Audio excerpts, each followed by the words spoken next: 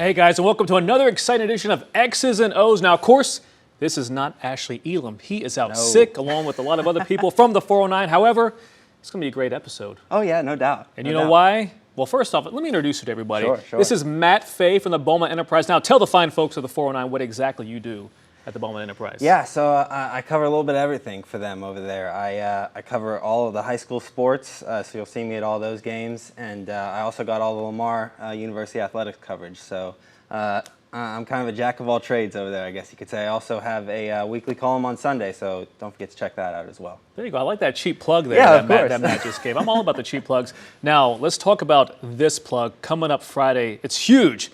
Mid-County Madness, yes, sir. P&G, Nederland. It is the 96th edition. Chat me up because you are not from around this area. So when you first came to this area, what were your thoughts and what were did they take everything away? Like, did it meet your expectations? Oh, without a doubt. So I grew up in Pennsylvania, which also, football hotbed. But when I first covered that Mid-County Madness game, I think it was 2017 was my first one. It kind of blows you away right off the bat. That one was at Nederland, which is where this year's edition happens to be. But both schools just have intense fan bases. You can feel the rivalry as soon as you get in that stadium. It's a packed house with everybody there.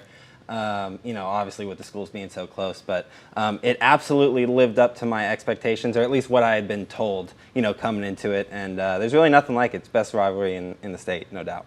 It's funny that you mentioned that because I have seen quite a few magazines out there that have stated that Mid-County Madness is the greatest Texas high school football rivalry. Of course, there are a lot of others, but it's being from this area, it's nothing quite like it. I mean, when I lived up in Cincinnati for about 15 years, I would always tell everybody, I'd even tell my wife, hey, this is the end-all, be-all when it comes to the Texas football rivalries. I mean, it was an average of 15,000, 16,000 people. Nobody would expect it, and then whenever they would see pictures of it or a video, like, oh, my God. Like, the fan base are nuts. But I think the best part is, too, is that even though that for at least a solid week, these fan bases are at each other's throats, and it is all in good fun.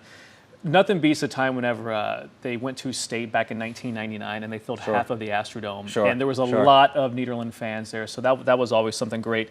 Now, of course, in order for Nederland to get into the playoffs, they got to win. It's that simple. Now, there are a couple different scenarios. If they lose, Crosby wins, or Vita loses against Dayton, they can definitely be in.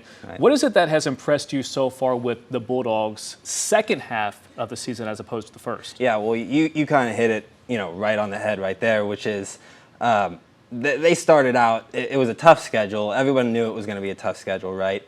But really, it's been the play of Bryce McMorris, a quarterback, who, maybe struggled in some turnover areas and throwing the ball in the early half of the season, but he's been great, in these last few games. Their running back duo has really started to kick it in, and that defense is coming along too. So they're going to need all aspects of that working against a good PNG team led by Blake Boast, no doubt. Now, speaking about PNG, of course, Blake Boast is leading this squad.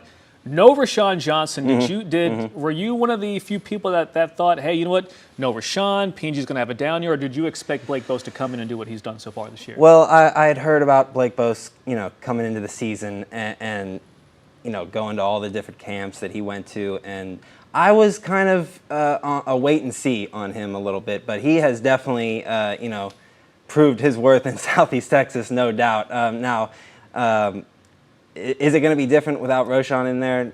No doubt. Roshan is Roshan. There's not a whole lot of players that can do what he does, but Boast can really, chuck it around, and he's got a couple of receivers to work with. Hernandez, with the running back they have there, is pretty talented as well. So, is it Roshan Johnson back there? But no, but Blake Boast is a pretty good option as well. No, and that's the thing. I mean, at least with Roshan, I think a lot of us knew that he was a dual threat quarterback, so we expected him to take over the game essentially. Now with Blake Boast, they're going to aerate that out there. Yeah, absolutely. It's a different type of offense that you got going, right? He's not going to be someone who's going to scramble all over the place, run for 200 yards like Roshan might have, but they're going to air it out definitely with Boast, and he's pretty good at it. So let's digress for a second. We'll get right back to Mid-County Madness because since we're on Roshan Johnson right now, I mean, you had the chance to cover him. I have not. I mean, when I was up in Cincinnati, I heard about the legend. I heard all about Roshan Johnson, and you know what? Okay, I take that back now. Now that I'm thinking about it, I did come down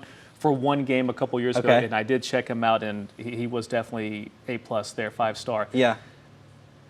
Are you amazed at what he's done so far at University of Texas? I'm amazed at how well he's handled the transition to running back, right? Yeah. Because, you always knew he could do a lot of different things. You always knew that he's a very physical runner. But I didn't think he would be able to handle, Big 12 defenses like he has and be able to carry the ball as much as he has. And with the grace that he had with that position switch. Yeah. You wouldn't expect anything less from him, first off. But just the way he's handled that, the way he's carried himself, and the way he's produced, nothing but good things to say about Roshan Johnson, absolutely. I think that's the biggest thing, too, whenever I would hear about Roshan Johnson. It always comes up very unselfish. He's very talented, but he is a team-first kind of guy. Now, of course, when he went in, he was coming as a third-string quarterback. Right. And I think a lot of people were just kind of hoping, man, if Texas gets a big enough lead, he's going to come in, maybe do something here or there, and then injuries happen. I mean, everything happens for a reason. And once he started coming in, now, like I told people, like if you put the stats together with him and Ingram, it's definitely neck and neck. Sure, I think a lot of the 409 here so far has, it should be Roshan. Is he ready for that spotlight? Maybe.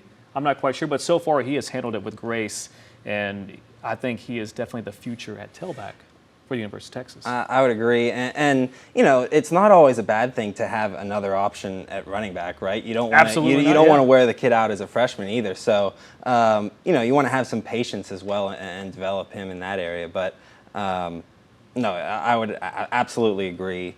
Only good things to say about Roshan Johnson. So let's get back to Mid-County Madness, right? Nederland has dominated the last 10 matchups. They won 7 out of the past 10 here. Now we're going into Bulldog country. I say we because I'm alumnus of P&G, so it's funny because whenever I was at practice today with Coach Faircloth, they're out there kicking, and he was chatting up with the kicker out there, talking about how it's like, well, don't miss it. It's like Mike's got the cameras on you. I'm like, oh, not this time, Coach. And he's like, no. He's like, well, he's an alumnus. You better make it in front of the alumnus. Sure. But it is kind of funny because you see that beautiful turf, you see that beautiful stadium out there. Going into Bulldog country, it's all grass. Right. It's all going to be muddy out there. I've already seen fans chat, talking their noise already, saying how P&G can't play in the mud. Do you think there is any truth to any type of team that plays on turf as opposed to playing on a grass field?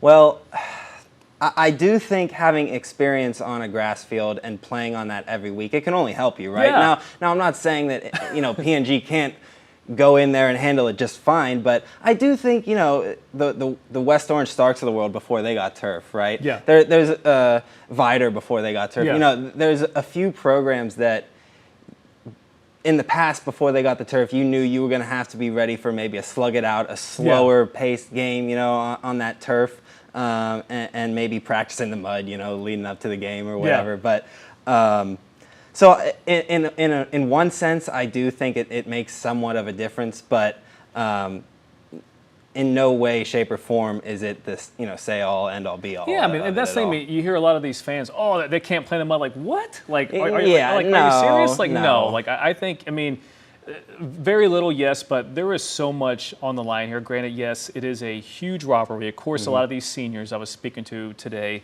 they want to leave their mark and get their bragging rights for the very next year. But like we're all saying is that if you win, you're going to go in more than likely. You're going to go in as the number 2 seed, and that's huge. If you lose, you're going to end up, facing, one or two of the, one of the top teams in all the districts, and there's a great chance you're probably going to get eliminated in the first round. Yeah, and that's why, people might say, oh, well, this isn't for the district title, whatever, but it's still so important in the district standings, right? And getting back to the turf thing, these kids grow up playing in Southeast Texas. You're gonna be playing in rain all the time, right? Yeah, so that's all it is. We used to practice over what they call Death Valley, which I think all the band and all the soccer teams play at now, which I'm just like, you gotta be kidding me, because every time I've gone to P&G to watch them, they're always on the turf. I'm like, man, like we would go out there and just 100-degree heat. We're dying out there. And just get beat. Unbelievable. Yeah. But I'll tell you what, now that we're talking about myself, and that's what I'm going to do here for a second, I played in Mid-County Madness. Sure, okay. Back in 2000. and it was nuts. Yeah. I mean, it's I mean, growing up, that is instilled in you that you do not like the Bulldogs. That you know, every little boy grows up wanting to be a football player. Every girl wants to be a cheerleader, Indianette, or a twirler. It's kind of crazy. I got to be honest, folks. It really is. You definitely have brainwashed us to do that, but it's quite all right. But everything leading up to it, it really was nuts. And I don't know if they still do the tradition or not. I have to find out. Is we would always play Phil Collins in the air tonight in the locker room to get us. It's funny because it was not so much to get us pumped up, but more or less to put us at ease. Yeah. And then once we get out there, it was crazy because thousands of people at that point. I'm sure it's at least 15,000. We're getting ready to run through the tunnel, but it's at home. Yeah. And Neal's getting ready to run through the tunnel. And the refs are like, y'all got to go. Like, no, like, we're the home team. Like, no, they got to go. Both, we're just smack talking. Yeah. And the referee's like, no, like, y'all have to go. We're like, no, this is ridiculous. So we both go out there at the same time. Comes down to the very end because for us, it was if we win, we go to the playoffs. Yeah. Because that was the key thing. We had to win 3 straight to make the playoffs. Okay. And came down to the very last play. Joey Price was our field goal kicker. He is keep in mind, he has never missed a field goal ever in his career. Yeah. Here it comes. It's from 40 yards out. Even speaking to Neyland fans years later, they would tell me, man, like, we thought. Right. Because he's Mr. Automatic. Right. Like, this is, right. you know, here we go. We're going to the playoffs. Oh, my God. I can't believe we actually pulled this off. Yeah. He goes wide right. Ray Finkel, wide right. It's okay, Joey. We still love you. But no, it was nuts, and that was our season. But I'll tell you what, after it was all said and done, we had one heck of a party at my parents' house, thank you very much, that we still talk about to this day. Now, we ain't going to tell you what's going on. I was really, going to say, don't give us too many details. We ain't going to give it too many details we don't now. want to get in trouble, right? But just know that, well, you know what? Our friends at the police department, they did come by. And as long as everybody was on the very side of the road, as long as everything was good and nobody walked away, you know, hey, it was okay. So we appreciate that there. Well, you know, now as a, you know, P&G grad, I wanted to ask you this. Absolutely. It's at Nederland, of course, this year. Yeah. Do you like it better? I think I know your answer. Do you like it better at P&G or Nederland? Because personally, I like the smaller atmosphere of Nederland. I know P&G has the grand atmosphere, right? They have the huge stands on the side and everything. But I kind of like the enclosed, you know, environment that Nederland brings you. What say you to that? Yeah. Okay. So I agree with you to an extent in terms of the smaller field because with the audio there, or like pretty much like the sounds of the game, it's nuts because the fans feel so much closer to you and it's really loud. I remember I'm a big wrestling fan, of course. We talked about pop culture. So Stone Cold was talking about, he was asking, what's your favorite arena of all time? Because like, don't you love, the WrestleManias because you're in front of 70, 80,000 people? And he's like, yeah, they're great. It's like, but you can't hear them though. You can't hear the fans. Like it's just this sound out there. It's like, but he would love being in these arenas, like the Allstate Arena in Chicago, like 14, 15,000 people because it was so loud. Exactly. So if you can almost kind of compare that, you see Port Neches Groves, yes, it is a much bigger stadium. It's nicer. But no, I mean, I'm always going to, I can't say I'm always going to say. I know, I don't want to get you in trouble with towards, the P&G P&G. And boy, I don't know. We'll see this week. I might have. It's funny that you mentioned that because I am down a few games to Ashley against in our head-to-head matchup. Okay. So this could be a game where I actually go against P&G, but I will give you my prediction. Friday at 6 o'clock. But back to the stadium thing. No, it's P&G definitely for sure. But I'll tell you what, it's going to be interesting to see because this very well could be the very last game on a grass field at Nederland. Right. Absolutely. So you get that turf field. It very well could be nice. I mean, I don't know. It's going to be one heck of a game. It should be memorable because, like I said, Nederland wins, they're in. If they're out, they got to have Crosby, they got to have Vider. You start going through these scenarios and you don't want to see all that. It's really just simple. Just win and you're in. If you're not, I don't want to deal with all the tiebreakers, right? Exactly. That's right. All right, guys. Well, we're going to take our very first break of X and O's, and we come back. We're going to talk a little bit more about the playoffs in the other districts coming up next on X's and O's.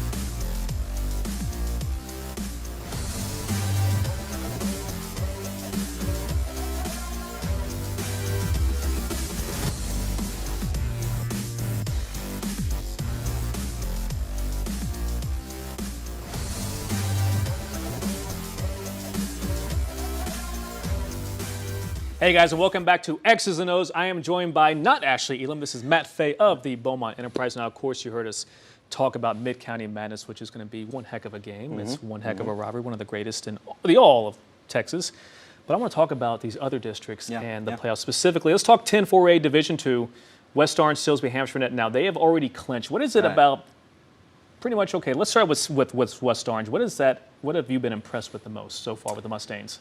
Well, it's the same thing that the Mustangs always are. It's a strong defense, and they're just not going to give up the big plays. Now their quarterback, Jaron Pop-Terrell, I think has come along very well, and they've also got a really explosive sophomore running back, Elijah Gales, who, for a sophomore, has just been unbelievable. Oh, really. He's been great. He's been solid this season. And basically carrying the workload by himself. Also, it's not they don't have a whole lot of running backs besides him. But Pop-Terrell has been really good back there in his first. Well, he played decent amount last year, but really coming onto the scene this year. Yeah. And then their defense is just always stellar, and that hasn't changed at all this year. Haven't lost a district game in who can remember when. So they just keep rolling right along as always. Now, then, of course, you talk about Silsbee and Hampshire Net. Silsbee, they got that three-headed monster back there with the running back. Right. I got to be honest, I was a bit disappointed, so far this season. I expected, I guess, so much more out of the Silsbee Tigers, and then when they kind of fell in the first half of the season, it wasn't looking so pretty. I mean, I never, thought in my mind that they weren't going to make the playoffs, but. What do you think so far of the Tigers there? Well, I think you're justified in maybe having a slight disappointment or maybe expecting just a little bit more excitement around them. They go to the state semis last year, and you're thinking, okay, this is a team in Southeast Texas that might be right there again. We talked about Nederland earlier having the tough schedule. They had the tough schedule too in the early part of the season. And then you go into district, and it doesn't really get that much easier with West Orange, and Hampshire Net is good this year. And that's the thing with Hampshire Net is that, not to say I wasn't expecting what the Longhorns have done, but man, I think I was shocked more than anything when they took out East Chambers. Yes, that was kind of them announcing themselves in Southeast Texas, like, hey, we're right here this year. Now, East Chambers did lose their starting quarterback in that game, but even so, that was a great game. Came right down to the wire. Marcus Morris, a quarterback for Hampshire Net, has been unbelievable. He's running the ball. 300 yards in one game. It's been ridiculous what he's done. But I wouldn't count Silsbee out just yet. Last year they had the late season run and really got hot into the playoffs, and sometimes that can be the deciding factor, which team is hot at the right time.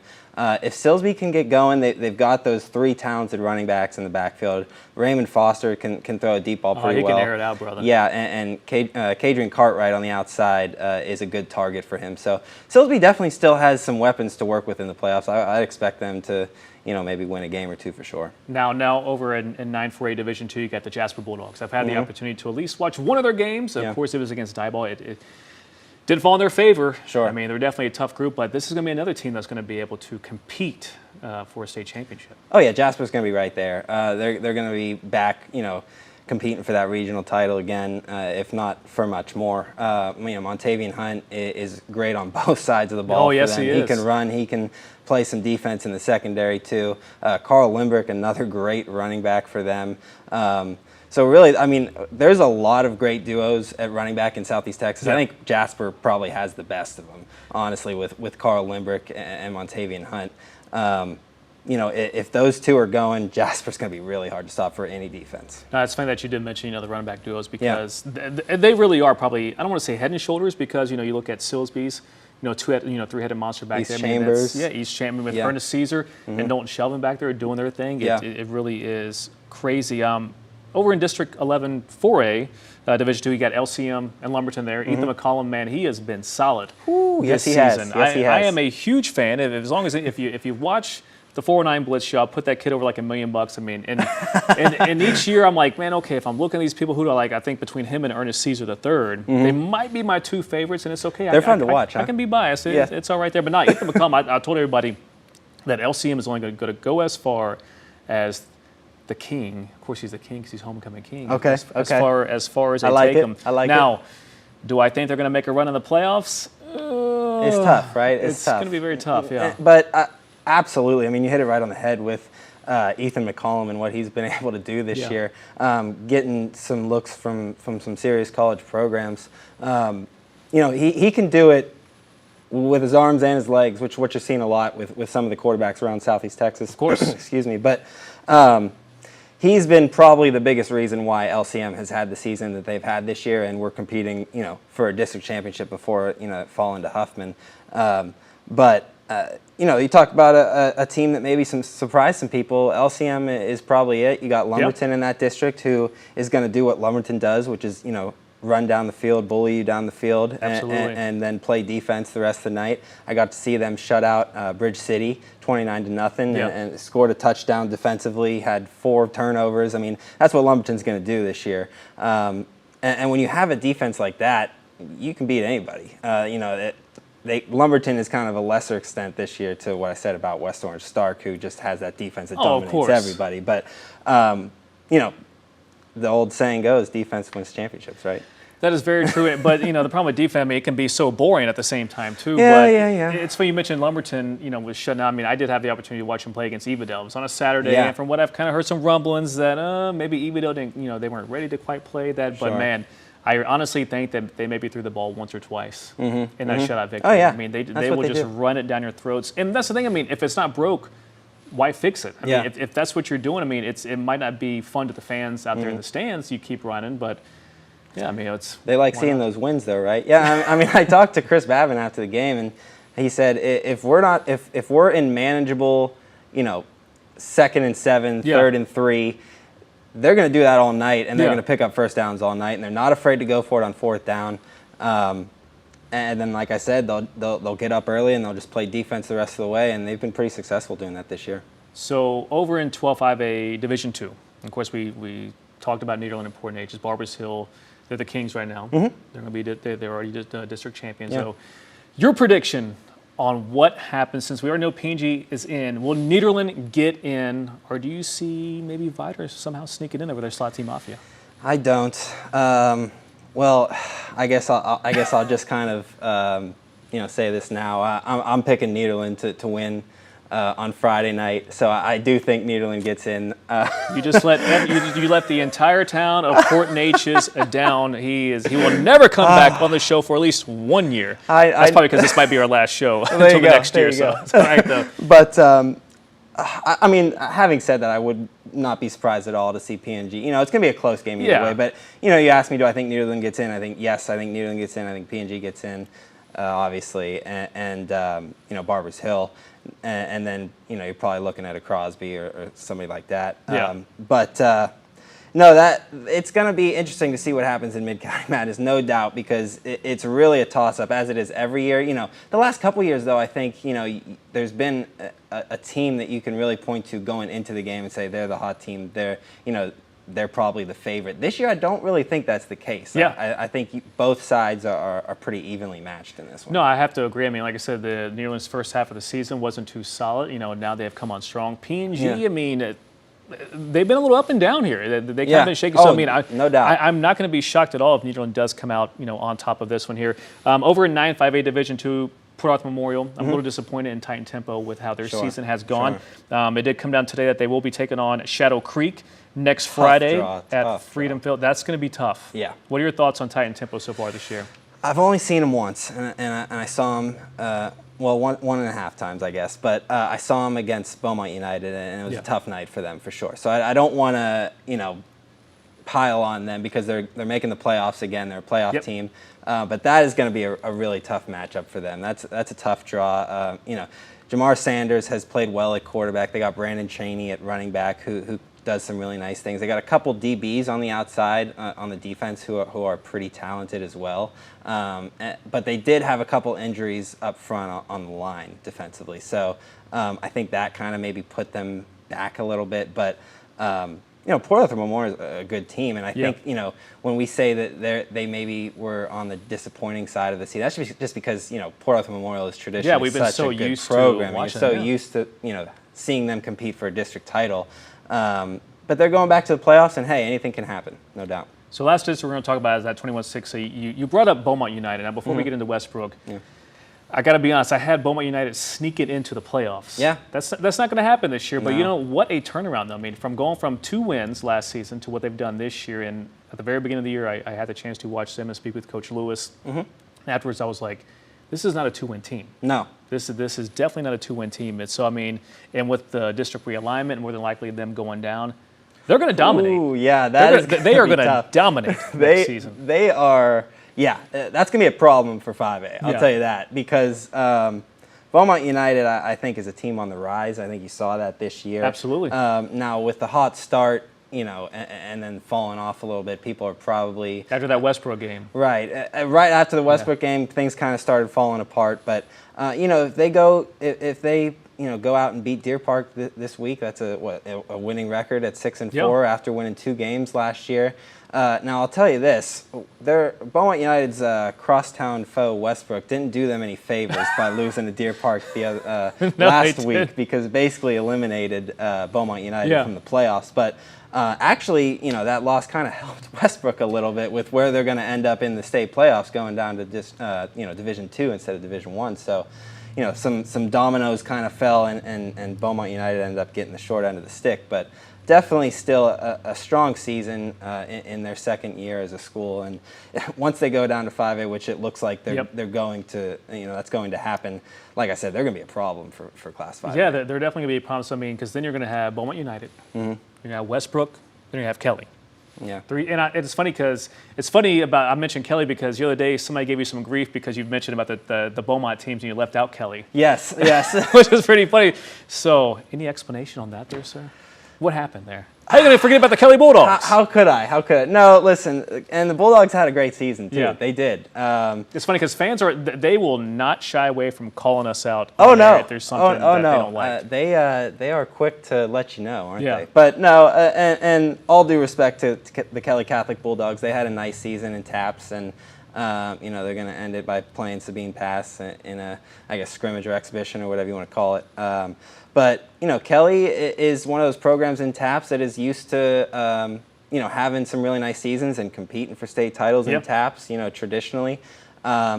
It's nice to see them kind of get back to those winning ways after, you know, a couple years there earlier in the decade where, you know, it didn't necessarily go their way. So you were mentioning about Westbrook. 21-6A, they're doing their thing. Of course, with the loss, it's crazy how when you lose, they actually kind of won because they're dropping down to D2 and they're going to be the number 1 team. Of course, there have been some rumblings out there with some people. Do they purposely lose? No, that's ridiculous. So I always, you know, laugh at the conspiracy theorists out there when I was like, come on, man, you would have to have the entire. Now, is it possible? Absolutely. It is. It's very possible, but more than I don't see PV and the boys doing that. They're too competitive over there. No, PV does not like losing, so I doubt that. And they probably think that they could compete in Division I. Honestly, the way they feel about the type of team they have, I would you know, speculate that they're maybe a little mad that they're going to be in Division II. I mean, maybe they wanted you know, wanted to test themselves against the big boys, but no, I think absolutely they're going to have a better chance, obviously, at a state title in Division II. Because, you know, when they take on North Shore, I mean, a lot of us were assuming, hey, they're not going to win. They're not ready for North Shore. But I do remember at the beginning of the season, somebody was talking about, somebody on Twitter was saying, but they play North Shore. I think it was Yeoman or somebody that was just like, and? I'm like, I love the confidence there, but it's like, you're not quite ready for that, but you're going to compete. And speaking of Yeoman, him and Thaddeus Johnson, Bryce Sanderson, man, they have been on fire. I think I said it earlier in the season. That's the best offense I've seen since I've been here, you know, covering high school football for 3 years. Troy Yeoman has really turned into probably the best passer in Southeast Texas right now. And I don't think he gets nearly enough credit as what he probably should either. Right. And doing it at the 6A level too, right? But he is really, you know, they had Loravian Elliott last year who was more of a playmaker, you know, more of a run-around scramble, find somebody, you know, making plays that way. Troy Yeoman is he's just going to chuck it around from the pocket and he's going to burn you all day. And it really helps that, you know, when you got Thad Johnson and Joey Pierre and, you know, Jordan Babineau out there that can really make plays. I mean, specifically Thad Johnson, who has just had a couple crazy last 2 weeks. Oh, he can take over a game. Absolutely. Like none other. And if you get the ball in his hands, he's a threat to go, you know, for 6 every time. But Westbrook, if they can get a strong defensive performance, which they have a ton of athletes on the defense, They do. They're just kind of It's a bit shaky. Right. There's been some Yeah. moments where they probably will tell you that they haven't played up to their standard defensively, but they have some absolute athletes on both sides of the ball, and it'll be fun to watch in the playoffs, no doubt. No, absolutely. I couldn't agree more. It's definitely going to be fun to watch some of the playoffs and the overall playoffs for all the district. Sir, I would like to thank you for problem. Joining us today. Thanks for having me on. It was fun. Absolutely. We'll have to do it again. Hopefully, I mean, we might do one next week. I think that's the goal, possibly. We do these throughout the playoffs as well, too. Sure, Kind of sure. see. I mean, why not? If not, then this might be the last one, at least for another season, at least for the end of the year. I don't know if so. It was great. Yeah, if so, it was fun, no doubt. That's right. All right, guys, that's going to be all for this edition of X's and O's. Be sure to watch myself and Ashley Elam at Bulldogs Stadium before the 409 Blitz at 10:20. We will be out at Bulldogs Stadium at 5, 6, and 6:30 to give you live updates from the stadium. For now, it's Mike Canizales with 409 Sports.